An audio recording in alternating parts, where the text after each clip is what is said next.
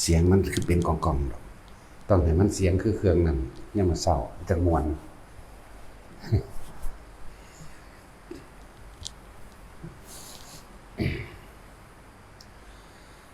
เดี๋ยวเสียงตลาดพวกทองนาคมันทองได้แล้วบ่หลวงพี่ปวกบ่ไปสอบคานนาคเนี่ยบ่แต่ละมาสมบ่เอาเขาไปทดสอบนั่นเลยว่าคานนาค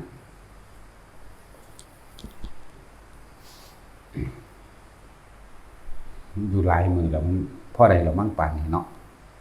พวกคานนาคกันนะหลายมือแล้วพ่อใดแล้วล่ะเดี๋ยวสิเว้าเสริมหรือว่าถ้ามันพูดขึ้นมาให้เราเกี่ยวกับการทรงฌานเจริญฌานมีตัวอย่างในครั้งสมัยพุทธกาลคือนางคุชุตรานางคุชุตราเป็นผู้เลิศในการเข้าฌานทรงฌานเจริญฌานนางคุชุตราที่นางสิริมาเอานำห่อนเนยใส่ไปเทใส่หัวเล่านั่นแหละตัวอย่างอานิสงส์ของการทรงฌานหรือเจริญฌานหรือเข้าฌานออกฌานก็ว่าไปนางคุชุตราใหญ่ขึ้นแล้วแต่งนั่งกับเศรษฐีแต่ว่าเป็นเศรษฐีที่ว่าเป็นมิจฉาทิฏฐินั่นแหละอยู่ตั้งหลายปีแล้วก็บ่ได้มีโอกาสได้ทำบุญในพุทธศาสนาจักเทื่อในที่สุดแล้วก็เลยต้องไปจ้างนางสิริมาจ้างนางสิริมานั่นในให้มานอนกับผัวเจ้าของเองเป็นเวลาหลายมื้อในเงิน15,000 กหาปณะจ้างเขาเพื่อว่าสิขอโอกาสในการนิมนต์พระสงฆ์องค์เจ้ามีพระพุทธเจ้าเป็นประธานมาทำบุญเพราะว่าเล่านั้นบ่ได้ทำบุญมานานถูกกักขังตัวไว้บ่ให้แล้วก็มีแต่พวกอจิรกะพวกชี้เปลือยพวกเปื่อยซึ่งเขานับถือพวกนั้นนะพวกอจิรกะนั่งกับบ่ได้ค่อยได้ทำบุญเลยเขียนจดหมายไปหาพ่อแม่ว่าขอเงินจาก15,000 กหาปณะสีมาจ้างนางสิริมาแล้วก็เป็นค่าจ้างให้เขามานอนน้ำผัวแทนนี่คือประวัติของนางคุชุตราในสุดท้ายก็ตกลงกันได้ประมาณเดือนนึงจากนางสิริมาเนี่ยมาเป็นนอนน้ำผัวเจ้าของเองเดือนนึงแล้วก็ได้นิมนต์พระพุทธเจ้า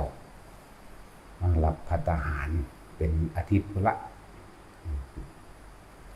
สับเปลี่ยนกันระหว่างพระสงฆ์แน่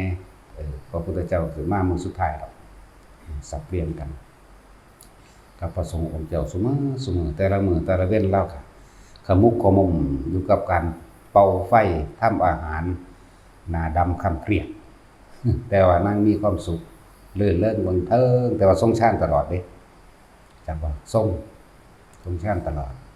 เอาอาการปิติอันใดอันหนึ่งมาเป็นเครื่องยืนยันว่าเป็นผู้ทรงฌานเจริญฌานนั่นแหละบางที่เพิ่นก็เข้าสู่อัปปนาฌานเด้เข้าโดยบ่ได้นั่งนิ่งแต่ว่าแบบในมือใกล้สิเบิดสัญญาล่ะสิเหลืออีกใกล้สิเบิดสัญชาแล้วผัวเพิ่นมายืนอยู่หน้าต่าง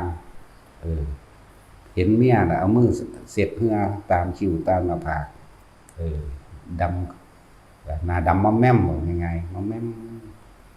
แต่ว่าก็ยิ้มให้กันได้ครับผัว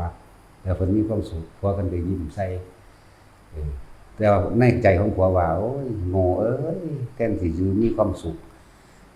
กลับมาเป็นขาทาสหลับใส่พวกสมณะหัวโลนได้เห็นว่าสิได้ประโยชน์หยังหลายแต่ว่ายิ้มใส่กันอยู่แต่นางนี่ก็ยิ้มรับคือกันแต่นางสิริมาน่ะหลงตัวเองเข้าใจว่าตัวเองน่ะเป็นเมียเศรษฐีอันนั้นแหละเข้าใจว่า เกิดความหึงหวงเขาที่เกิดความหึงหวงเด้แล่นลงมาเนี่ยคิดอยู่ในใจว่ามื้อนี้จะต้องเอาน้ำต้มน้ำต้มเนยใสลาดหัวนางว่าซั่นแล้วลงมาฮอดก็เฮ็ดจังซั่นอีหลีแต่ว่านางสิริมาเนี่ยเป็นผู้รู้รับทราบในความรู้สึกของคนอื่นได้เนี่ยอันนี้ทรงการทรงชาติอันนึงเด้อทรงชาติจะเดินชาติหรือเข้ามั่นทรงมั่นออกมั่นก็แล้วแต่เพิ่นรู้เด้ตอนที่แล่นลงมาจากบันไดในปราสาทหาสั้นนั่นแหละแล่นลงมาเพิ่นฮู้ว่าผู้นี้จะต้องตักน้ำราดเพิ่นตั้งสัจจะอธิษฐานขึ้นเลยถ้าหากข้าพเจ้าโกรธนะ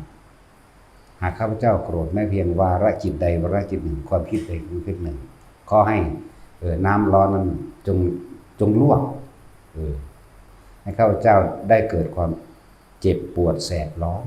นะหากข้าพเจ้าไม่มีความโกรธแม้แต่เพียงนิดหนึ่งน้อยหนึ่งน้ำร้อนนั้นไม่อาจสามารถจะกระคายผิวของข้าพเจ้าได้เลยเนี่ยเป็นหนึ่งนั่นแหละอำนาจของคนที่จิตมีกำลังคำว่าจิตมีกำลังกับกำลังอันเกิดขึ้นจากการทรงชาติเจริญชาตินั่นแหละจิตมันผ่อนคลายมันบ่คิดบ่นึกบ่กังวลบ่เร่าร้อน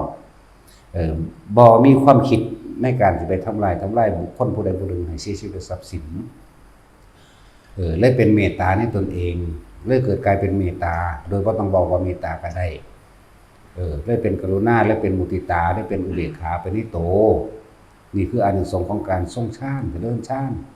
มันบ่คิดบ่นึกมันคลอนคลายมันปัสสัทธิมันสงบมันเงียบมันเบามันเป็นสมาธิมันตั้งมั่นอยู่ในอารมณ์อันเป็นหนึ่งนั่นแหละ อันนึงการอธิษฐานจิตให้เรียกว่าตั้งใจมุ่งมั่นสู่จุดหมายก็คือว่าอันนี้แหละเป็นการเสี่ยงสัจจะทำในใจของตัวเองไปพร้อมเป็นการทดสอบสัจจะในตนเองในความรู้สึกตนเองไปพร้อมมันเลยมีกำลัง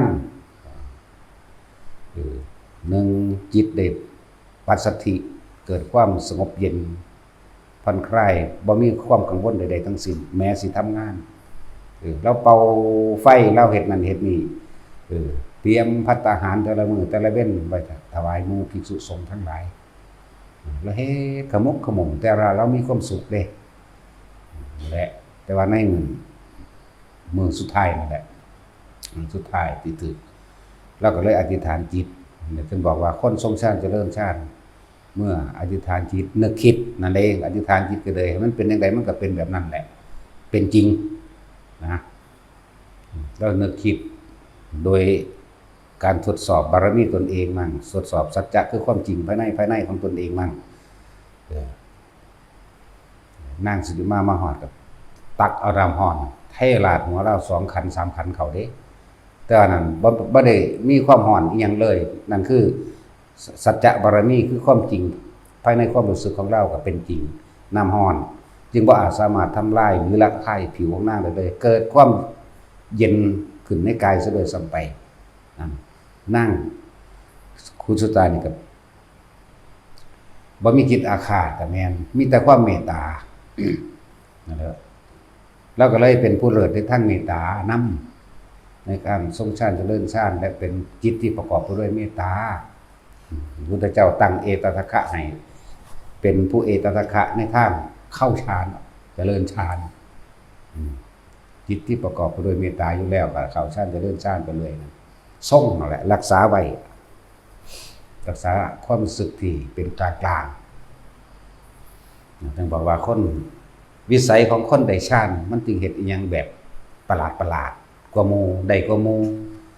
ที่เขาเอิ้นว่าอภินิหารมั่งหรือเฮ็ดอีหยังสิพลิกแพลงเหนือธรรมชาติมั่งพูดถึงตัวอย่างของนางพุทธสุตาคนฟัง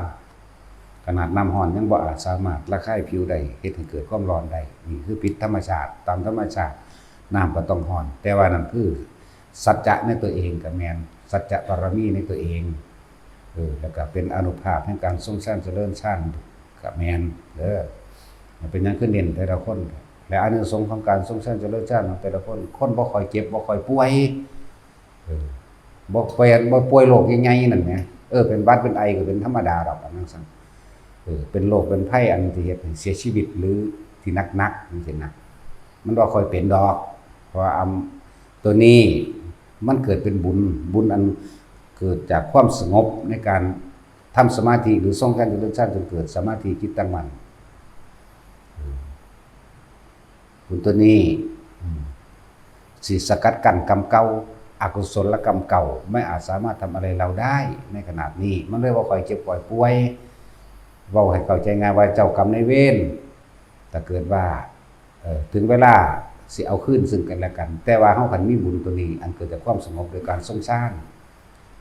เลยเปรียบเทียบกันว่าเป็นดุจดังทองคำเปรียบแบบโลกว่าเป็นดุจดังทองคำนี่เอาไปแลกเปลี่ยนซื้อขายหยังก็ได้ทั้งนั้นนั่นแหละเจ้ากรรมนายเวรสมว่าในขณะที่เฮาทรงชาติมาถึงเฮาปุ๊บโอ้กูเอาบุญดีกว่าเว้ยก็เลยอโหสิกรรมไปและจึงเฮ็ดให้ฐานะการเงินฐานะการงานตลอดทั้งการติดต่อการเงินการงานที่ใดก็ช่าง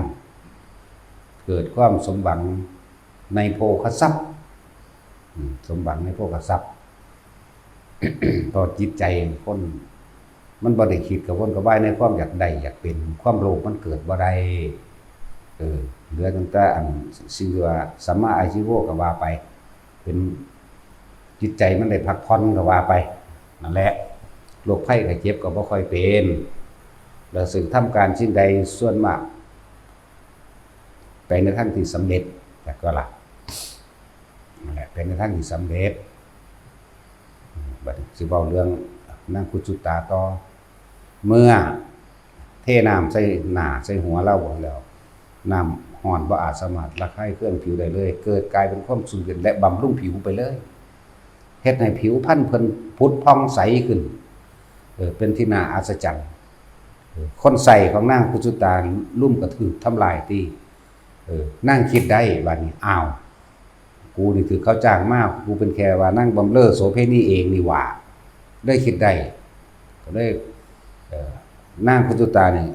แล่นเข้าไปหามก่อนเด้เข้าไปกอดเขาไว้อย่าคือนี่คือคนมีพระคุณนี่เป็นคนที่มีบุญคุณแก่ฉันอย่าทำลายเพื่อนของฉันใครทำลายคนนี้ดูจังหวะทำลายฉันเขาก็เลยเลิกเห็นบ่นี่เมตตากรุณามุทิตาพร้อมอุเบกขานำนั่นแหละก็เลยเลิกเขาก็เลยบ่กระทืบสิริมาก็ย่อมือขึ้นนั่งยองย่อมือขึ้นกราบลงที่ตีนของนางคุจุตาก็เลยว่าบอกว่าแม่หญิงหรือนายหญิงข้าพเจ้าได้หลงลืมสติไปบ่รู้ในฐานะแห่งตนขอแม่หญิงได้อภัยและโปรดอโหสิกรรมให้แก่ข้าพเจ้าด้วยเถิดนางคุจุตาจึงกล่าวว่าถ้ามารดาของเราอภัยให้ท่านเราก็จักอภัยให้ท่านเช่นกันก็ว่ามารดาบิดาของเราเป็นมารดาคนอื่นมาบิดาถ้าบิดาของเราอภัยให้ท่านเราก็จักอภัยให้ท่านเช่นกันหมายถึงพระพุทธเจ้าเลยคำว่าบิดาหมายถึงพระพุทธเจ้าบ่แม่นเศรษฐีที่เป็นพ่อทั้งโลกนั่นแหละ เมื่อไม่มาพระพุทธเจ้าก็เสด็จมาก็ได้เป็นจังหวะได้โอกาสเข้าไปกราบทูลพระพุทธเจ้าเรื่องนั้นเรื่องนี้พระพุทธเจ้าโอ้ยมันก็อโหสิกรรมอยู่แล้วเนาะโทษนั้นไม่มีแก่เธอถ้าเธอคิดใหม่ก็ถ้าเธอคิดผิดก็จงคิดใหม่เสียเถิดทำนี้ไม่ทำร้ายใครนั่นแหละวันนี้ก็หันมาไหว้นั่งคุจุตรานั่งคุจุตรา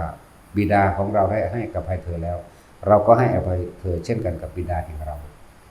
จึงได้โอกาสเพิ่นเลยแสดงธรรม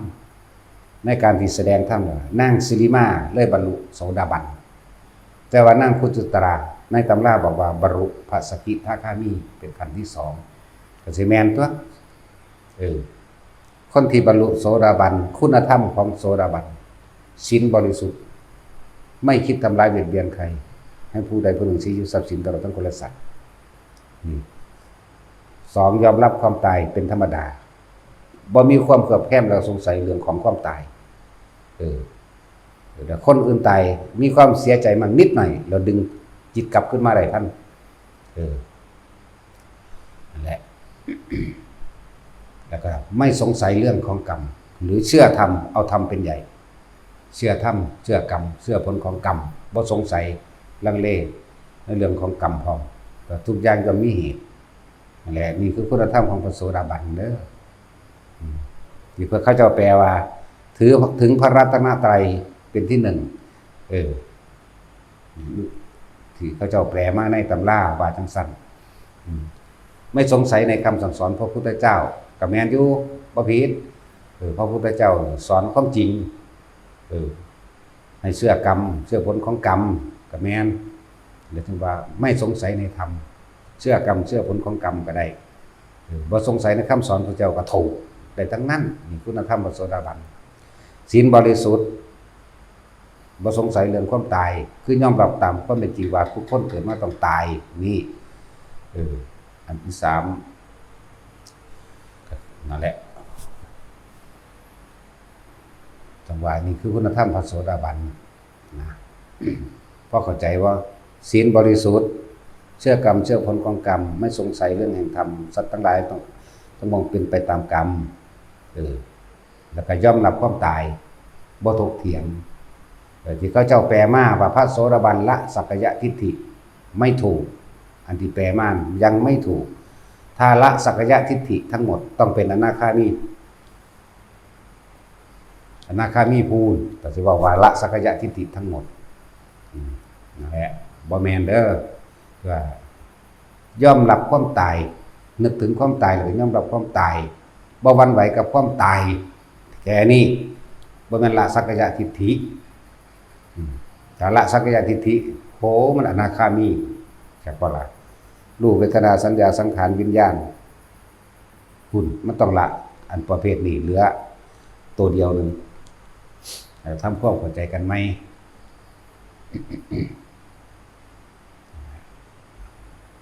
ที่เพิ่นฟังธรรมแล้วเพิ่น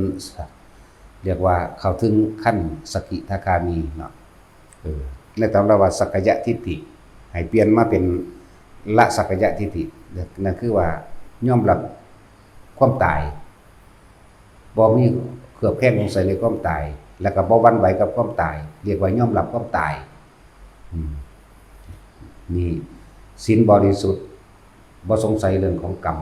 เอาธรรมเป็นไงอันเดียวกันเรียกว่าเอาธรรมเป็นไงนี่ต่อมาครับว่ายังล่ะลืมอีกล่ะเราจะเว้าเรื่องตามด้านศูนย์คือรัวบาน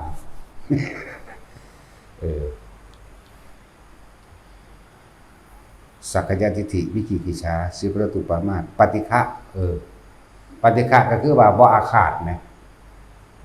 บ่อาฆาตแค้นนี่ปฏิฆะความอาฆาตแค้นบ่มีแต่ว่าความโกรธยังมีอยู่วื้อขึ้นเข้าเดียวหยุดลงบ่ปรุงแต่งต่อในความอาฆาตแค้นคม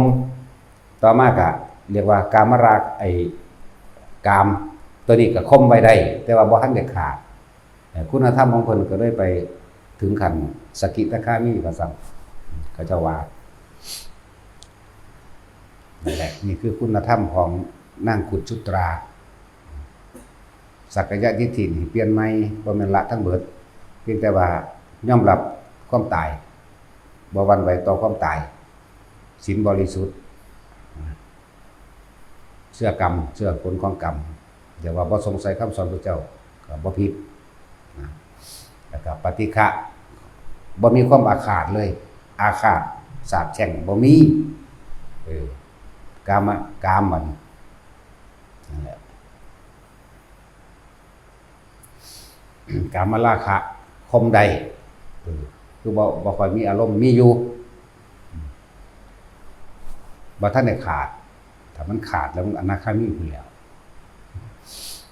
เรียกว่าคมใดด้วยคุณธรรมอันนี้นี่คือพูดถึงว่าเพิ่นเป็นผู้เลิศพระพุทธเจ้าก็เลยบอกว่าเพิ่นเป็นผู้เลิศทางเข้าฌานออกฌานตลอดทั้งการทรงฌานเจริญฌานและก็เป็นการเจริญเมตตาพรหมวิหารเป็นในตนบ่หาต่างๆเมตตาแบบเฮาเว้าออกก็ได้แต่ว่ามันมีของมันเองในตัวของมันเองอยู่แล้วแล้วก็เป็นผู้บ่ค่อยมีโลภเป็นผู้มีอาพาธน้อย มีความหมายบนลักษณะนั้นนั่นแหละเวลาอธิษฐานสิ่งใดตั้งใจมุ่งมั่นสู่จุดหมายในจุดใดจุดหนึ่งเพ่งอยู่ในอารมณ์ที่เป็นหนึ่งสำเร็จเหมือนกับการที่เพิ่นใส่สัจจะและอธิษฐานว่าถ้าเพิ่นโกรธแม้เพียงนิดหนึ่งน้อยหนึ่งขอให้น้ำนั้นจงได้ทำลายผิวพรรณของเพิ่นเองนั่นเองให้น้ำร้อนลวกได้อันนี้แต่ในอันนี้กับน้ำร้อนก็กลายเป็นเย็นได้บัดนี้เฮานำมาใส่แบบนี้ได้บัดนี้อันนี้สิเรียกว่าปกิณกะพิเศษเด้อฟังดีๆเป็นหมวดของการปกิณกะคืออานิสงส์ของการทรงฌานหรือเรื่องฌานที่พวกเฮาฝึกกันอยู่เดี๋ยวนี้สามารถที่จะช่วยเหลือผู้อื่นได้ด้วยสามารถได้เกี่ยวเขี้ยวก็ฟังดีๆแต่ของก็เฮ็ดเอาเองนำแน่อย่าให้แต่ผู้อื่นเฮ็ดให้หลายตอนมันบ่เป็นหยังเขี้ยวฟังอยู่บ่เดียวนี่ก็เลยขาเปื่อยอยู่เห็นบ่ล่ะตอนเพิ่นแข็งแรงอยู่แล่นบ่ขยันเนาะบาดป่วยสิตายแล้วจังคิดพ่อเห็นบ่นี่ให้ผู้นั้นซอยให้ผู้นี้ซอยหีเขี้ยวหลายเป็นสั่นแหละเนาะจะเกี่ยวหีเขี้ยวฟังอยู่บ่นอนอยู่โรงพยาบาลตัวเองทำเองมั่งตัวเองก็ทำเองเอาคำว่าทรงฌานต้องเอาอาการปีติมาเป็นเครื่องยืนยันเพื่อให้เกิดความมั่นใจในตนเองหรืออาการปีติอย่างที่ว่าที่เฮาแนะนำกันอยู่ว่านิ่มๆนุ่มๆหรือนึบๆอยู่กลางหน้าผากนั่นน่ะเอาตัวนี้มันเป็นตัวยืนยันว่าเป็นผู้ทรงฌานเจริญฌานบัดนี้สำหรับคนซอยบัดนี้ถ้าผู้นั้นก็ว่างจิตเป็นอุเบกขาเวทนาได้ผู้ซอยก็ต้องทำเหมือนกันผู้ที่อธิษฐานจิตอธิษฐานบารมีตัวเองนั่นนะหรือทรงบุญของตนเองอันเกิดจากความสงบของตัวเองแล้วให้กับผู้นั้นเฮานึกถึงหน้าเขาอยู่แล้วจะสิทรงฌานในฌานที่1ที่2ที่3ก็ช่างหรือเข้าไปเลยยิ่งดีแล้วค่อยๆออกมาแล้วก็ตั้งอยู่แค่ว่าในฌานที่1วิตกคือว่าเฮาสิซอยใยเกี่ยวขี้เขี้ยวเห็นหน้าเราพร้อมเห็นบาดแผลเราพร้อมเราทรงความคิดจากบัดนี้นี่วิตกคือความคิดวิตกทรงความคิดไปให้แผลนี่แผลอยู่หลังตีนนี่จากบัดนี้แผลอยู่หลังตีนนี่แล้วก็แผลอยู่หน้าแข้งนั่นอีกแล้วก็เบิ่งรูปหน้าเราก่อนเป็นอันดับหนึ่งเห็นรูปหน้าเห็นแผลอยู่แข้งแล้วก็เห็นแผลอยู่หลังตีนความรู้สึกนิ่มนวลอยู่กลางหน้าผากก็ให้มีวิตกคือการคิดไปถึงวิจารณ์คือคิดถึงเรื่อยๆแล้วประคองเอาไว้บ่ให้คิดถึงสิ่งอื่นนี่ส่งไปนั่นแหละส่วนผู้รับก็ต้องเปิดเครื่องรับมันเป็นเปิดเครื่องรับก็คือของกับส่งเป็นคือกันถ้าปิติบ่เกิดเป็นก็ถ้าปิติบ่เข้าหมายถึงแยกเกี่ยวขี้เขี้ยวเว้าตามจริงมันโลดก็ให้อยู่กับลมหายใจเย็นๆอยู่ในโพรงจมูกนั่นจักว่าล่ะเดี๋ยวผู้ทรงเนี่ยก็นึกไปนึกทรงไป นึกทรงขอความสงบเย็นอันเป็นบุญนี้นี่ขอผลทานบุญกุศลกรรมดีก็ได้จะขอผลทานบุญกุศลกรรมดีตลอดทั้งอำนาจแห่งสมาธิจิตแห่งความตั้งมั่นนี่จงถึงแด่แผลที่เกิดอยู่ตรงนี้หลังเท้านี้ข้างแข้งหน้าแข้งนี้ก็ว่าไปหรือยายคนนี้ก็ว่าไปเด้อหรือบ่ว่ายายคนนี้บ่ออกซื้อก็ได้เพราะว่ารูปหน้ามันเห็นอยู่แล้วมันเห็นรูปหน้าอยู่แล้วแล้วส่งไปเฮ็ดมื้อละเล็กละน้อยอย่าเฮ็ดหลายเนาะแต่ของป่วยเข้าใจบ่ล่ะเพิ่นเด้อค่อยๆเฮ็ดไปผู้นั้นก็ต้องเฮ็ดตามเฮ็ดนำคือกันเด้ อันนี้บอกจะสิเว้าไปเรื่อยๆโดยลำดับ อันนี้บอกถึงบุคคลผู้ทรงกระแสให้มันออกจากหน้าผากนี่แหละเข้าใจบ่นี่อุณาโลมมันออกหน้าผากดีบ่ดีมันเห็นฮอดแสงขาวนวลหรือทองอะไรลงไปใส่หลังตีนนั่นลงไปใส่แข้งมันแล้วก็ลงไปใส่หน้าย่ายเกี่ยวหีเขี้ยวจะว่าไปใน3จุดนี้ไหลลงมาส่วนย่ายเกี่ยวก็ต้องทรงฌานเป็นด้วยกัน โดยอาศัยลมหายใจนั่นแหละนะจังสั่นนี่คือบ่ถึงขั้นตายบัดนี้เว้าอีกระดับหนึ่งเด้อสำหรับคนป่วยหรือว่าถึงขั้นเสียชีวิตเอาว่าง่ายๆบัดนี้เอาเรื่องชื่อว่าอะไรบ่ลืมละเอาเรื่องยายเอก็ได้เรื่องยายเอนั่นคือคนตายเด้รู้จักบ่บัดนี้ถึงขั้นเสียชีวิตช็อกด่วนผู้นึงคุณช็อกด่วนตายปึ๊บผู้ซอยนี่ก็ต้องทำจังที่ว่าส่งมาตลอดแล้วอธิษฐานจิตตัวนี้ให้มันออกหน้าผากเฮาเองครับแม่นบ่ออกหน้าผากแต่ว่ารูปหน้าคนต้องขึ้นคือจังเฮ็ดเดียวนี้เฮาก็เห็นรูปหน้าคนมันขึ้นเดี๋ยวนี้บ่ไปนำเฮ็ดไปนำนั่นแหละแต่มันรอดแล้วล่ะบ่ตายดอกถือถึงว่านั่นหมายถึงว่าถึงขั้นเสียชีวิตผู้นึงก็เฮ็ดไป ผลทานบุญกุศลกรรมดีบุญอันเกิดจากความสงบที่ข้าพเจ้าสังสมอบรมมาและบารมีทั้งหมดนี้จงถึงแด่เนี่ยถึงแด่หน้าตามันมาอยู่แล้วบ่ออกสื่อกระสร้างมันเข้าไปหาหน้าตาผู้นั้นแหละถ้าคนกำลังตัวเองบ่ถึงผู้นั้นสิป่วยคนช่วยจะป่วยเปรียบเทียบเหมือนกับเฮ้านั่นมันยืนอยู่ในที่สูงดึงคนที่ตกหลุมขึ้นมาตัวเล่าเองนี่เอาแบบรูปธรรมเห็นคิดโดยตามความเป็นจริงว่าคือจังคนเฮาดึงคนขึ้นจากน้ำสาบ่อน้ำตกบนในบ่อน้ำเฮาหาเชือกมาแล้วเฮาก็ดึงเขาเป็นธรรมดาตัวเองก็ต้องเหนื่อยเห็นบ่ว่าเข้าใจว่าทฤษฎีนี่ตัวเองก็ต้องเหนื่อยเหมือนกันถ้าตัวเองกำลังไม่พอตัวเองก็เซ่ลมนั่นแหละจึงบอกว่าตัวเองก็ป่วยเพราะกำลังมันเบิดเหมือนกันถึงบ่คันเบิดแต่ว่ามันก็เป็นออดๆแอดๆนั่นเองตัวเองก็ป่วยจังซั่นถ้า2คนซอยจังซี่มันก็ฟื้นเร็วอยู่ดอกนั่นแหละบ่แม่นว่าเฮาก็เฮ็ดเอาตามผู้เขามีประโยชน์ในพุทธศาสนาแล้วคนบ่มีประโยชน์เฮาบ่เฮ็ดให้เด้ก็ฟื้นขึ้นมาพลิกล็อกขึ้นมามีกำลังวังชาเกิดขึ้นมาแบบน่าอัศจรรย์โดดเด้ล่ะผู้ป่วยนั่นหายมาแล้วนั่นมีกำลังวังชาแบบอัศจรรย์เลยดิ่งมาเลยบางทีเลยก็ได้นะนั่นแหละอันตัวนั้นน่ะบ่มีปัญหาสำหรับคนที่มีประโยชน์ต่อพุทธศาสนาเฮาเฮ็ดให้แบบนั้นสำหรับผู้ที่กำลังบ่พอมันก็ไอเขาก็แคกปวดหัวงอเก่าเวียนๆยังก็ว่าไปแต่ว่าจะไปโอดโอยจะไปออซอกกับมันอาการป่วยมื้อนี้เกิดมาป่วยอยู่แล้วแหมไปเงินหาแมงภาษาป่วยซื่อๆเนาะต้องยอมรับตัวเฮาบ่ได้ว่าศูนย์ให้มันเด้ไอจังซี่หรือว่าจริงๆบ่ได้เก็บบ่ได้ปวดหยังดอกมันขี้มูกย่อยอยู่ซื่อที่เป็นมานานเพราะว่ามันเฮ็ดหลายคนให้ไปหลายคนแต่คนล่าสุดก็อันนั้นแหละนั่นแหละฟื้นปุ๊บแล้วก็มีความอัศจรรย์อีบูดก็เฮ็ดแต่กำลังมันบ่ถึงเพราะว่าอารมณ์มันแปรปรวนพวกนี้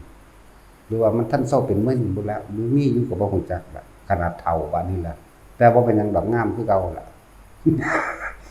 อารมณ์แปรปรวนขนาดน้องมันก็บ่ยิ้มได้อีห่านี่เข้าชาติแล้วพวกนั่นแหละมันเป็นจังซั่นก็ป่วยเป็นธรรมดาก็เจ็บกำลังมันตกบอกยังไงกำลังมันตก เหมือนกันกับเฮามีเงิน100นึงถ้าเขายืมไป10บาทหรือ20บาทเงินเฮาก็ต้องร่อยหลอลงบ่เต็มเข้าใจบ่ล่ะกำลังคนก็เหมือนกันคือจังเฮาดึงใส่เสือกดึงคนจากน้ำจากบ่อเฮาก็ต้องเมื่อยเป็นธรรมดาก็เซกะลาเป็นธรรมดานี่คือเปรียบเทียบถึงบอกว่าอานิสงส์ของการทรงชาติเจริญชาติมีมากเฮ็ดได้หลายอย่างอยู่อุทิศบุญจังซี่คำว่าอุทิศบุญก็อาศัยจิตตั้งมั่นขึ้นมาดีแล้วนี่ก็ออกจากหน้าผากไปเลยก็ได้และสามารถเฮ็ดได้นะเพียงแต่เฮานึกถึงหน้าตาเขาแม้คนบ่เคยเห็นกันคือจังเขาถ่ายรูปมาให้จังซี่ แต่ว่ามีประโยชน์ต่อศาสนาบ่ฮู้ซ่าเด้ว่าคนมันมีประโยชน์ตายซะแล้วเด้ แต่ว่าบ่ค่อยเว้าปานใดผมทันสิเสือกตายอีหลีที่เว้าเล่นๆที่มันตายเออตั้งใจเว้าแต่ว่าบ่มีเจตนามันคนละอย่างกันเด้ เว้าไปซื่อๆอันนั้นแบบคนละอย่างกันจึงบอกว่าคนที่มีฌานคนที่มีกำลังของฌานมันเป็นสมาธิมันจิตตั้งมั่นแล้วคนพวกนี้บ่ค่อยฟุ้งซ่านบ่ค่อยคือความคิดของเขาบ่ไปหาทำลายผู้ใดมันบ่คิดออกนี่แหละจึงเกิดกลายเป็นกำลังใดกำลังบุญก็ว่ากำลังกุศลก็ว่ากำลังแห่งเมตตาพรหมวิหาร4ก็ว่าอยู่ในนี่ทั้งเบิดนั่นแหละเขาจึงเฮ็ดอีหยังได้สำเร็จทั้งที่เขาบ่อยากได้ดอกเขาบ่อยากได้ดอกมันวายอีหยังมันต้องเป็นโลดมันต้องมีโลดมีผู้หามาให้เขาก็ได้สรรหาเองว่าไปลอยๆซื่อมันก็เป็นของมันดอกจึงบอกให้ทุกคนว่าพากันตั้งใจเฮ็ดมันมีหยังมากยิ่งกว่านั้นแม้คนที่ตายในการทรงชาติเจริญชาติอย่างต่ำคือพรหมโลกอย่างต่ำเลยเด้นี่สั่นไปเรื่อยไปเรื่อยนั่นแหละเวลาใดเฮาบ่สบายตามโลกเขาว่าเวลานั้นคือเฮาใส่กำลังภายในซอยคนที่เขาหนักซอยคนที่เขาหนักสั่น มันก็เลยเกิดการเสถลามั่งเป็นธรรมดาลูกเขาว่าป่วยบ่สบายเป็นธรรมดา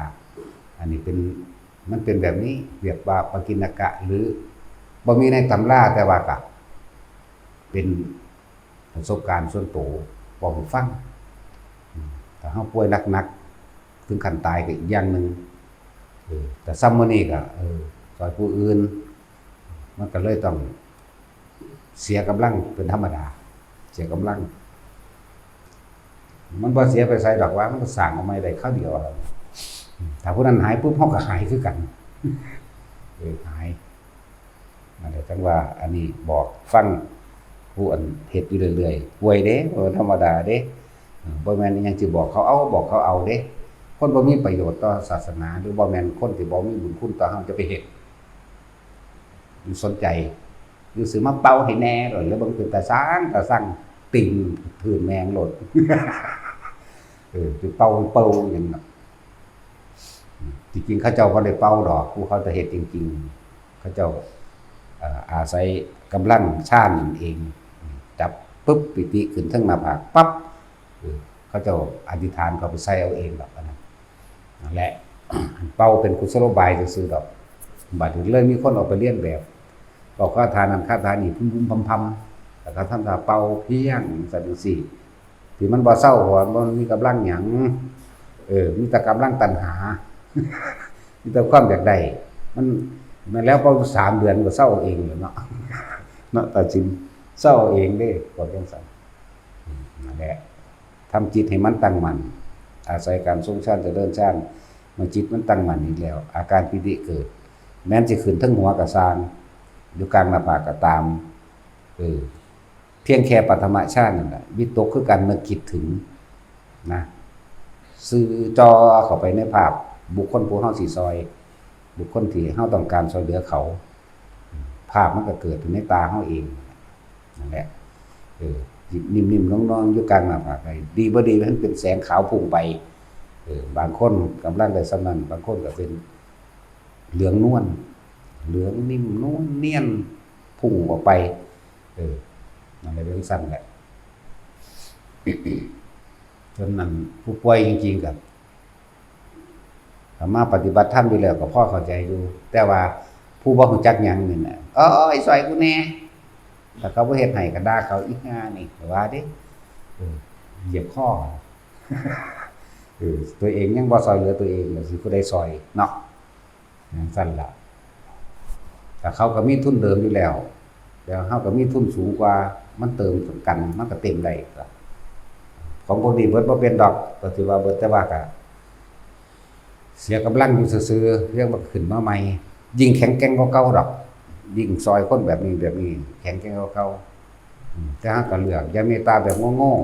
ๆต้องฮู้จักว่าอันใดควรอันใดบ่ควรเด้ก็ตัวเองก็กำลังตรงกัน บางถ้ากำลังตกแล้วบางที่กำลังใจก็อาจตกอยากว่าอาจตกโอ้ปฏิบัติธรรมก็มีไปเก็บไข้ได้ป่วยดอกจังซี่นะก็มีนะก็แม่นอีหลีนั่นแหละยิ่งคนปรารถนาพระนิพพานเนี่ยอุ้ยมันต้องเอาเต็มที่อยู่แล้วม่านนอกบ้านในเอาเบิดนั่นแหละเริ่มจากม่านนอกก่อนแต่สิมาเข้ามาปฏิบัติธรรมนี่ก็เขาก็มองอีกแบบนึงนะแล้วก็หมู่ก็สิคอยหายไปแล้วก็บ่ค่อยมีผู้ใดมาคบเด้คนปฏิบัติธรรมเนาะบ่คบแม้งทางดีเนี่ยปูนจังสั่นเด้จังบ่ยุ่งบ่วุ่นวายนั่นแหละมีคนปฏิบัติธรรมบ่เปรียบเทียบเปรียบเปยมันเขาสิเอาเต็มที่ถึงขั้นเสียชีวิตพุ่นเด้พระนิพพานมันต้องอยู่ฝากตายคือเพิ่นว่าเด้ล่ะแต่ว่าเอาตายเขาว่าบ่เอาตายเขาแลกมันสิได้จังไดมันสิเห็นทางได้บ่มันสิเข้าสู่กระแสได้บ่กระแสแห่งความหลุดพ้นนั่นแหละโสตปัฏฐิยังคะนั่นแหละคือพูดถึงกระแสแห่งพระนิพพานคือตั้งใจฟังดีแล้วเข้าสู่กระแสแห่งพระนิพพานได้ก็เรื่องว่าโสดาบัน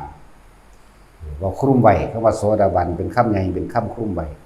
จะมาแยกว่าแบบ7ชาติแบบ3ชาติแบบ1ชาติถ้ากันเข้าใจไหมเด้อคำว่าสักกายทิฏฐิเนี่ยคำว่าคุณธรรมของพระโสดาบันละสักกายทิฏฐิแต่คำว่าละนี่คือมันต้องทั้งหมดเป็นอนาคามีเลยอันนั้นเบิดเลยรูปราคะอรูปราคะบ่มีเลยนั่นแหละละคำว่าละสักกายทิฏฐิรูปบ่แม่นของตนเวทนาสัญญาสังขารวิญญาณไม่ใช่เราไม่ใช่เขาไม่ใช่สัตว์ไม่ใช่บุคคลนี่พี่มันรุ่นพี่วิเด้ละอารมณ์มันก็บ่เกิดโดยทั้งเพศพอนี่ตัวยืนยันคำว่าอนาคามีจักโกรธก็บ่มีดอกนะแต่อารมณ์ทั้งเพศก็บ่มีนี่ตัวยืนยันของพระอนาคามีเด้อนี่คือสักกายทิฏฐิจังสิถือแต่ว่านี่ถ้าคุณธรรมของพระโสดาบันคือยอมรับความตายไม่เถียงแล้วก็ไม่สะทกสะท้านกับความตายไม่หวั่นไหวแล้วก็เห็นตามความจริงว่าความตายนี่หลีกเลี่ยงบ่ได้จึงเป็นปกติธรรมดาบ่มีความยานความตายบ่มีไปยอมรับความตายหรือนึกถึงความตายนั่นแหละหรือ2คือเชื่อกรรมเชื่อผลของกรรมบ่สงสัยธรรมะที่พระพุทธเจ้าออกมาสอนหรือ3คือศีลบริสุทธิ์คำว่าศีลบริสุทธิ์นี่เป็นคุณธรรมที่รองรับพระอริยเจ้าทุกอย่างโสดาสกิทาคานาคาจนถึงอรหันต์บริสุทธิ์แบบนี้เหมือนกันยังแต่ความของเกี่ยวเท่านั้นและนี่คือคุณธรรมโสดาบันบ่แม่นละสักกายทิฏฐิแต่ยอมรับความตายมันต่างหากละสักกายทิฏฐิจริงๆนะก็มันอนาคามีพูน3อย่างเท่านี้สั้นที่เขาเจ้าแปลสักกายทิฏฐิละสักกายทิฏฐิเฮาสิบอกให้เข้าใจไหมว่าคือยอมรับความตายไม่สงสัยความตายบ่หวั่นไหวกับความตายเนี่ยยอมรับเรื่องของกรรมอีกไม่สงสัยธรรมที่พระศาสดาสอนก็ว่าคือยอมรับธรรมเอาธรรมเป็นไงในความตามความเป็นจริงเลยจะเอาเรื่องธรรมหรือว่าเข้าใจอีกก็เลยต้องย้อนลงมาเพื่อเกิดความเข้าใจศีลบริสุทธิ์แค่นี้วันนี้ที่เขาจะแปลสักกายทิฏฐิเนี่ยก็เลยให้คนเข้าใจซะวิจิกิจฉาความลังเลสงสัยสิก็บ่คำว่าความลังเลสงสัยไม่สงสัยในคำสอนพระเจ้ากับบ่ผิดถูกต้องอยู่อันนี้แต่ว่าวิจิกิจฉาไม่สงสัยเรื่องของกรรมคุ้มไว้แล้วก็เขาจะว่าฉาบฉวยรูปครำศีลสั่นมันบ่แม่นเด้ศีลต้องบริสุทธิ์เลยเด้อนี่ต่างหากเด้อแต่เป็นธรรมดาละศีลต้องบริสุทธิ์ต่างหากนี่ต่างหากเด้อ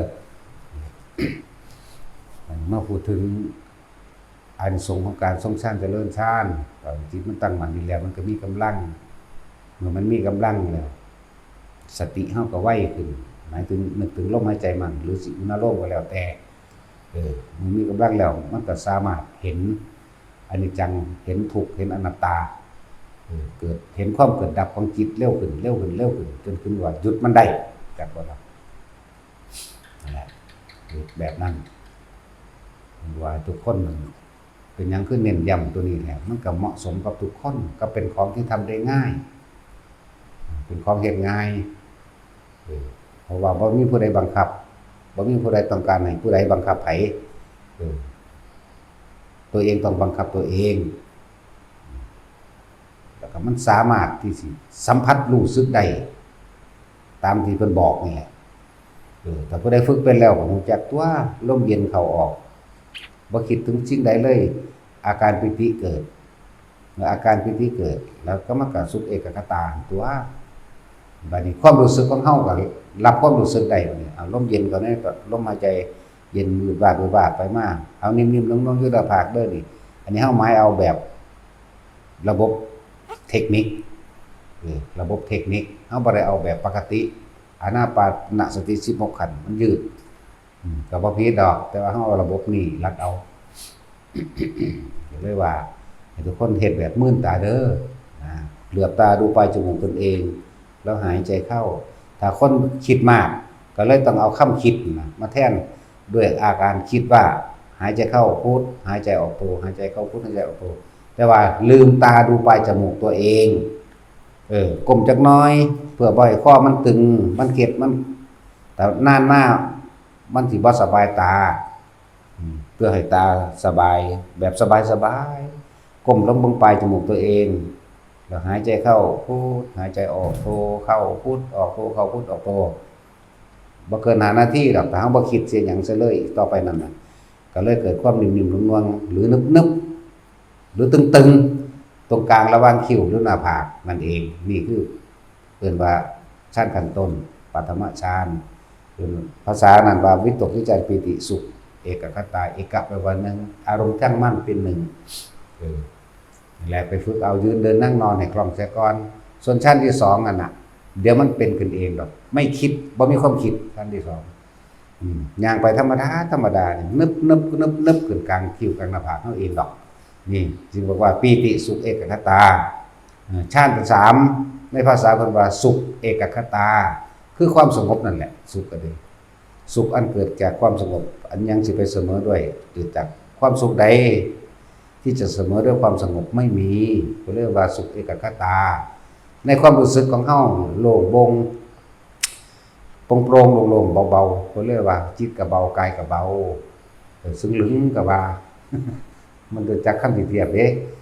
เอาความรู้สึกมาเป็นภาษานี่มันบ่ธรรมดาเด้บางที่ก็คล้ายกับจำยังบ่ได้นั่นแหละตัวที่3ตัวที่4มันเป็นสักพันก็เว้าอยู่ดอกว่าเว้าเรื่อยๆอยู่ดอกตัดความรู้สึกทางนอกนี่ความรู้สึกทางกายตาหูจมูกลิ้นและสัมผัสทางกายบ่มีพุ่นไปรู้อยู่หม้องนึงว่างๆมีสติรู้อยู่กับความว่างนะประมาณบ่ได้ท่านที่4คือมันเข้าแต่ว่านี่เฮาเอาทรงนอกนั้นให้มันเป็นเราเองแล้วเพิ่นจึงว่าคนมีฌานทรงฌานนะเป็นคือจะไปหาคิดหาเหตุผลกับเขาเถาะเพิ่นเรียกว่าอาจินไตยมีอยู่4อย่าง1โพธิวิสัยของพระโพธิสัตว์พระพุทธเจ้าฌานวิสัยบุคคลผู้ทรงฌานมีฌานเฮ็ดอีหยังได้แปลกๆจังซั่นโลกกินดาคือเรื่องของโลกกำเนิดโลกแล้วก็เรื่องของกรรมแต่เฮาสิไปเอามาตรฐานอันใดอันหนึ่งเขามาเป็นมันยากคือหยังในเรื่องของกรรมมันเป็นเรื่องที่สลับซับซ้อนคืออย่างจิตดวงแรกเกิดขึ้นอย่างไรจังซี่จะไปหาอยู่ไสล่ะหาอยู่หม้องใดมันก็สุขบ่เป็นของมันเป็นวงกลมของมันเป็นวัฏฏะของมันเวียนไปหมุนมาถือว่าหาที่สุดหาต้นบ่ได้หาปลายบ่มีหรอกก็เรียกว่าอดีตบ่ควรคิดอนาคตมันก็มาพันอยู่ถึงนั่นแหละเพิ่นจึงให้เฮาเอาอยู่ในปัจจุบัน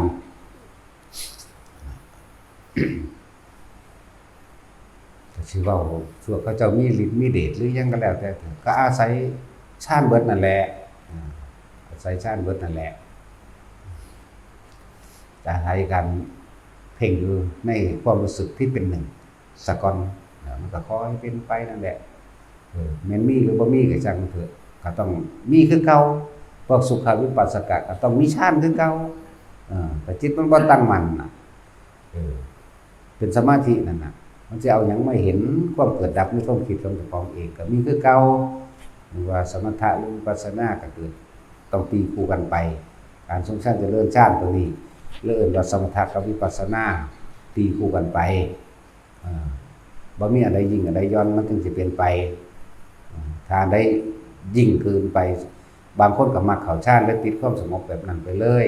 บ่เดินปัญญามันก็เลยบ่ได้บรรลุคุณวิเศษอันนั้นแต่ว่าเก่งกระทั่งเข้าฌานสิก็มีแต่ว่านี่เฮาเฮ็ดส่งไปนำกันเลยเรื่องสมถะวิปัสสนาตีคู่กันเลย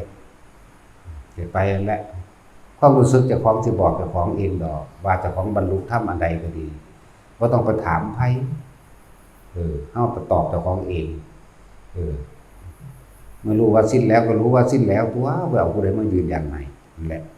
เอาตัวเองนั่นแหละยืนยันเอาอารมณ์นั่นแหละความรู้สึกสิพอใจกับบ่พอใจนั่นแหละมาเป็นเครื่องตรวจสอบตัวเองเด้อแต่ความพอใจยังมีอยู่กับความบ่พอใจก็มีคือเก่านั่นแหละถือว่าเอาตัวนี้เป็นเครื่องยืนยันตัวของเองอย่างคุณธรรมของโสดาบันจังซี่ก็บอกไว้แล้วยอมรับในความตายคือเป็นว่าคิดถึงความตายเป็นปกติทุกมื้อนั่นแหละเนาะว่ายอมรับความตายนี่เฮ็ดจังได๋ก็หนีบ่พ้นตายแน่คนเฮาก็เกิดมาแก่หากินซ้ำตายกล้าก็ตายกลัวก็ตายทั้งไม่กล้าทั้งไม่กลัวก็ต้องตายคือมันยอมรับมันเป็นปกติของมันยอมรับบ่คิดสิหลีกสิหนีแล้วก็บ่หวั่นไหวในความตายแต่ตายก็คือยอมรับว่าสิตายเลยตั้งใจตายเลยแล้ว แล้วก็บ่สงสัยเรื่องของกรรมบ่สงสัยคำสอนพระพุทธเจ้าว่าเอาธรรมเป็นไงเป็นผู้ถึงธรรมตามความเป็นจริงแล้วนะศีลบริสุทธิ์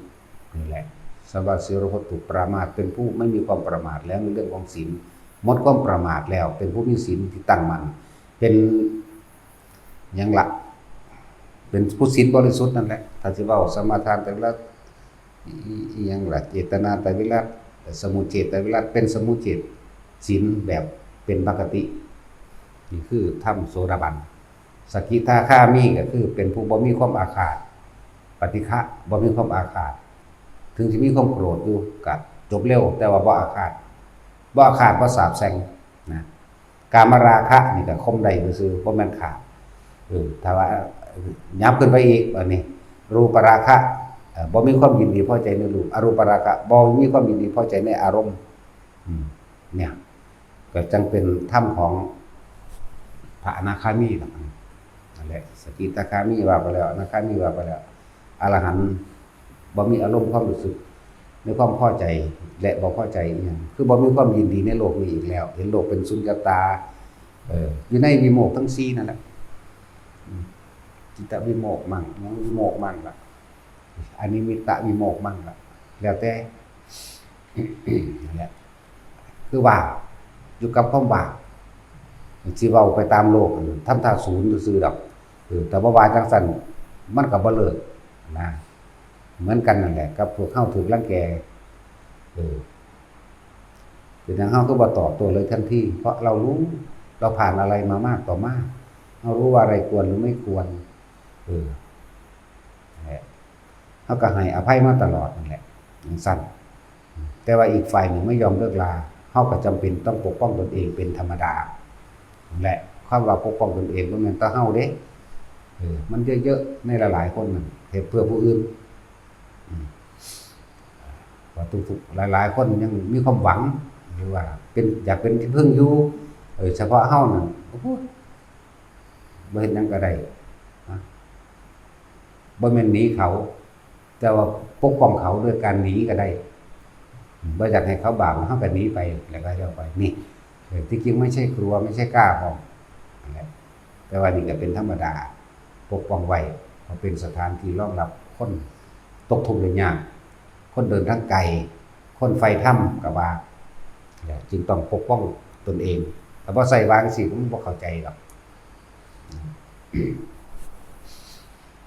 จังว่าเว้าเรื่องอานิสงส์ของการทรงฌานเดินฌานน่ะเด้อแม้กระการซอยเหลือคนป่วยคนเจ็บ หรืออุบัติเหตุต่างๆบางอย่างเฮาก็รู้อยู่แต่ว่าเว้าบ่ได้ถ้าเว้าไปถ้าเว้าออกไปจังซี่เขาก็บ่เชื่อนะถ้าเฮารู้ไว้แล้วปุ๊บเฮาก็หาวิธีอันอื่นซอยเอาตัวเพราะคนผู้นี้สิมีประโยชน์ต่อศาสนาจังซี่คือความรู้สึกเฮามันเห็นปุ๊บถ้าบอกมันก็บ่เชื่อกูดอกมันก็ไปคือเก่าก็อาศัยกำลังบารมีแห่งตนครอบคุมมันไว้ทุนมันเองมันก็มีอยู่แล้วครอบคุมมันไว้อธิษฐานจิตสัมผัสลงไปตุ้มชื่อเรียกว่าสามารถทำหุ่มโครค้นไว้ได้1 ว่าจังซี่ก็เฮ็ดไปนั่นแหละเวลามันเกิดอุบัติเหตุร้ายแรงถึงขั้นเสียชีวิตหรือพิการมันก็บ่เป็นหยังนิดหน่อยบาดเจ็บนิดหน่อยส่วนเสียทรัพย์สินก็เป็นธรรมดาก็มันเสียไปนั่นเลยเนาะก็ตั้งหากหรือคนที่อยู่ทางอื่นทางไกลแม้กระทั่งขึ้นเครื่องบินอยู่ก็สร้างอะไรจังว่าหลายๆอย่าง อาจจะเปรียบเป็นปากิณกะธรรมเด้อแต่ว่าบอกให้ฟังซื่อบางคนอยู่ทั้งเครื่องบินเกิดเสียหลักยังแล้วแต่ในคนผู้นั้นนึกถึงครูบาอาจารย์องค์ใดองค์หนึ่งที่เจ้าของเคารพนับถือจักว่าล่ะนึกถึงหน้าเพิ่นโลดใส่คำว่าหลวงพ่อช่วยด้วยคือเขาบ่เป็นมานั่นแหละก็ได้หลวงพ่อช่วยลูกด้วยปึ๊บหน้าเพิ่นก็ขึ้นมาหน้าเพิ่นขึ้นมาแสดงว่าจิตเฮาตั้งมั่นเป็นปฐมฌานแล้วเข้าใจบ่ก็เลยเป็นฌานด้วยความรักษาเจ้าของนั่นแหละแต่ก็อาศัยซื้อด้วยการนึกถึงเพิ่นแต่ก็บ่แน่เพิ่นอักคลุ้มอยู่ในหันก็ได้จักว่าล่ะคลุ้มอยู่ในหันพอเพราะว่ามันซื้อกันได้อยู่แล้วล่ะเฮาก็มีเขาก็มีมันจังซื้อกันได้ถ้าเขาบ่มีหยังเลยเอิ้นซื่อๆคือแค่ว่าเอาอันปกป้องกับความแค่นั้นแต่ว่าแต่ละมื้อบ่นึกถึงแหมมันก็บ่อาจสามารถเพราะต่อของบ่มีทุนบ่มีความเคารพจักว่าคือกันแหละกับคนว่าเขาสาหรือว่าเรียนอันนั้นดีเรียนอันนี้ถือว่าไปซื้อว่าแขนไว้ซื่อๆแต่ว่าตัวเองก็บ่ฝึกบ่ปฏิบัติตามคำตามที่เพิ่นสอนจังซี่นะคือยังเรียนหลวงปู่คูณจังซี่กูบ่ได้เอาไปขังกูบ่ได้เอาไปป้องกันปืนกูบ่ได้ให้พวกสูประมาทสูก็ได้หลวงพ่ออันนี้มาแล้วเวลาสูสิกินเหล้าสูก็นึกถึงกูมั่งหลวงปู่คูณเพิ่นว่าเห็นบ่ยกเหล้าคว่ำหัวกูเพิ่นก็ว่าไปบ่ล่ะแน่แต่จังซั่นล่ะผมบ่มีทุนเอาไปตามความนิยมคนซื่อๆนะเอาไปอวดอ้างกันซื่อๆลักษณะนั้นเพิ่นว่าให้มีศีลมีธรรมเด้อเวลาจะทำอะไรผิดให้นึกถึงกูคือหลวงปู่คูณเพิ่นว่านึกถึงคำสอนพี่เด้บ่แม่นนึกถึงว่าป้องกันอันอื่นเด้แล้วก็นึกถึงพวกปฏิบัติธรรมก็นึกถึงซุมื้ออยู่แล้วล่ะหรือว่าศรัทธามันก็เกิดตั้งมั่นอยู่แล้วศรัทธาเขาเลยมีกำลังทั้งสัตว์บ่แม่นแบบศรัทธามีกำลังดีแล้วมันก็ปัญญามันก็มีกำลังไปนำกันวิริยะคือความเพียรมันก็มีกำลังไปนำกันนั่นแหละบางคนก็เป็นสันอีหลีแต่ว่าเขาก็เคารพนับถือจริงๆอยู่แล้วเขานึกถึงซุมื้ออยู่แล้วเขาก็ฟังธรรมมั่งบ่ฟังธรรมมั่งก็ยังดีอยู่ในส่วนหนึ่งอยู่นั่นแหละฟังมั่งบ่ฟังมั่งก็ระลึกถึงไปบอกว่าทรงชาติเจริญชาติเด้อคือว่าเวลาเกิดเหตุการณ์ขับขันนั่นแหละก็สิฮู้คุณเห็นผลตอนนั้นแหละบ่แม่นว่าอยากให้มันเกิดเวลาเกิดเหตุการณ์ขับขันถึงการเสียชีวิตหรือพิการจังซี่สามารถช่วยได้แต่ของก็ต้องมีทุนนำตัวดูซื่อๆเพิ่นไปซอยบ่ซอยเด้สาวบ่มีประโยชน์บ่ตามนี้แหละแต่คนที่มีประโยชน์หรือมีบุญคุณต่อกันจังซี่ซอยรถเกิดอุบัติเหตุมันนึกยังบ่ออกนึกถึงตาหลวงพ่อช่วยด้วยก็ได้จิตมันตั้งมั่นของมันเองเป็นปฐมฌานได้แล้วถ้านึกยังบ่ออกอีกกั้นลมหายใจโลดมันว่างเองดอกในตอนมันก็เป็นของมันเองคือเก่าสูดลมหายใจก็เลยกั้นไว้จังสิก็ได้อะไรจังว่าโอ้ยหลายอย่างอยู่อ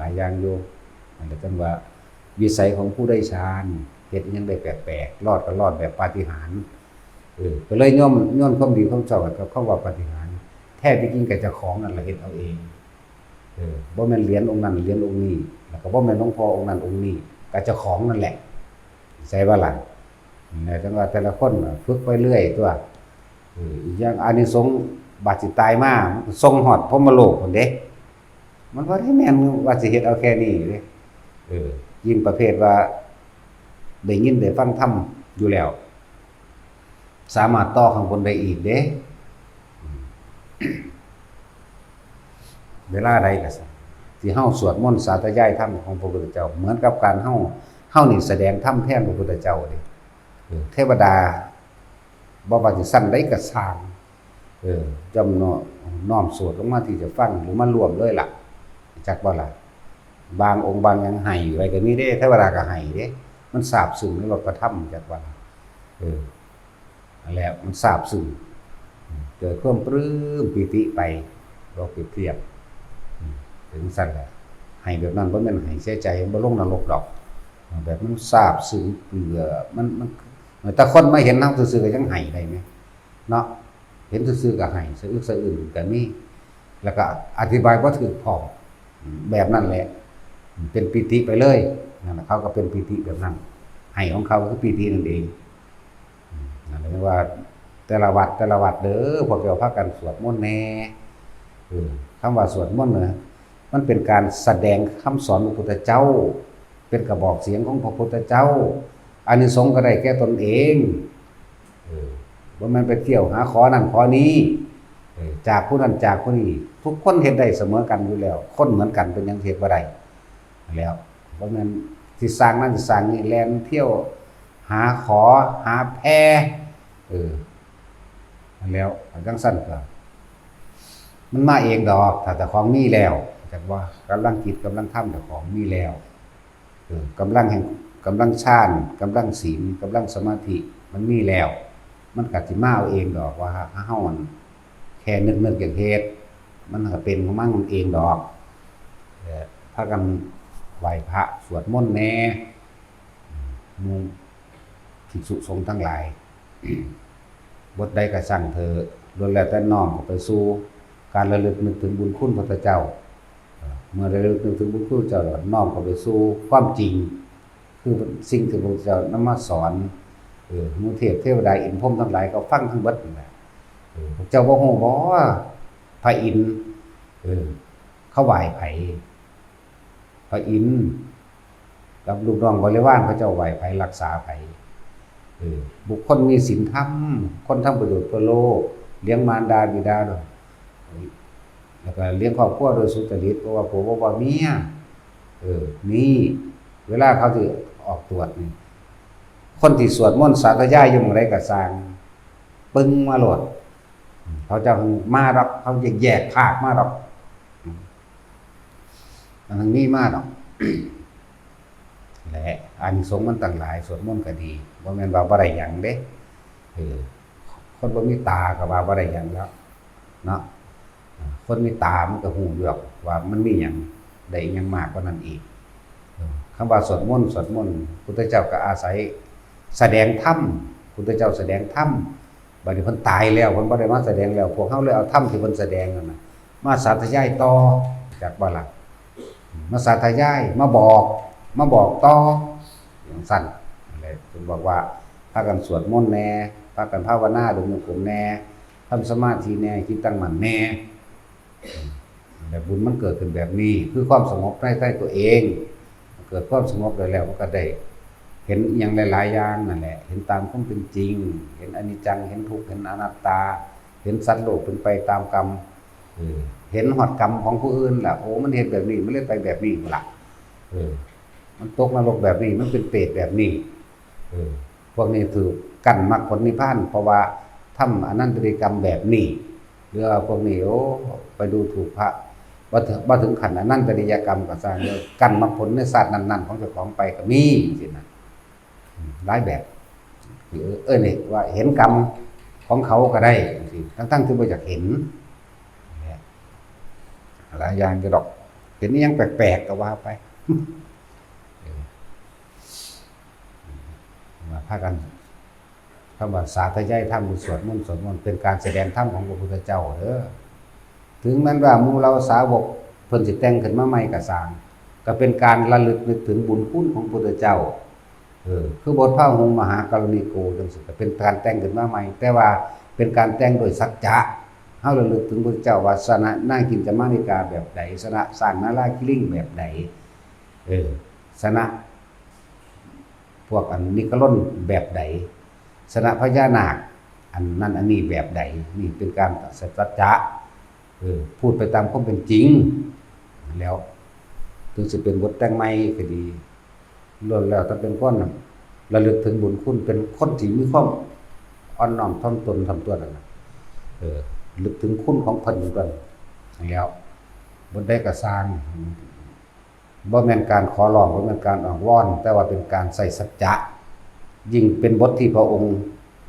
เป็นผู้พาว่าเอาเองมันบ่กี่บทเด้ที่พระพุทธเจ้าเฮาว่าเอาเองเขาว่าปริตนี่เมื่อกี้บทดอกบทญาณีจังซี่บทกรณีจังซี่วิรูปเขจังซี่ฉัตทันตปริตวัตกะปริตโมระปริตมหาธารณะปริตสรการวิสุทธิ์